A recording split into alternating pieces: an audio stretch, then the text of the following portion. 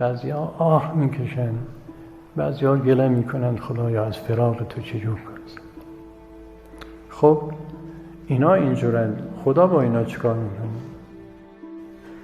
اول چیزی که به این دوستانم میدن، یه نوری در دلهاشون قرار میدن که از دل من خبر دارن، همونجور که من از دل اونا خبر دارم، میدونه اونا هم از دل من آگاه است. یعنی که دلها با هم مربوط میشه، از هم دیگه با خبرن. او از این چی میخواد، این از این چی میخواد.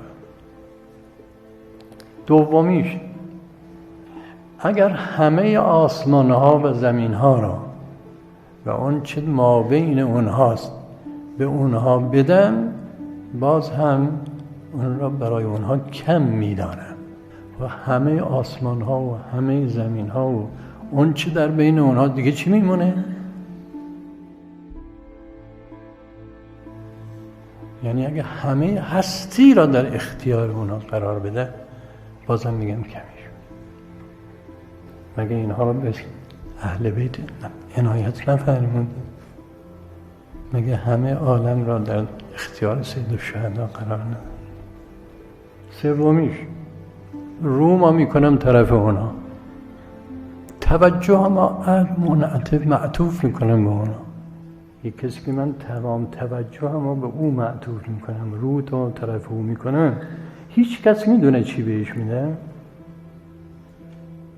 اون سومیش دیگه چیزیست که حتی با این بیانات هم نمی گنجه که همه آسمان ها و زمین هم در اختیار او باشه. کمه، این یه چیزی فوق اونه، هیچ که نمیدونه چی.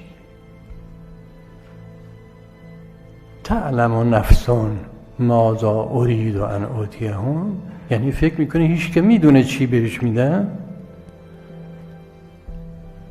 سوال استنکاری است، یعنی هیچ که نمیدونه. فلا تعلم نفسون ما اخفی لهم من قرة اعین.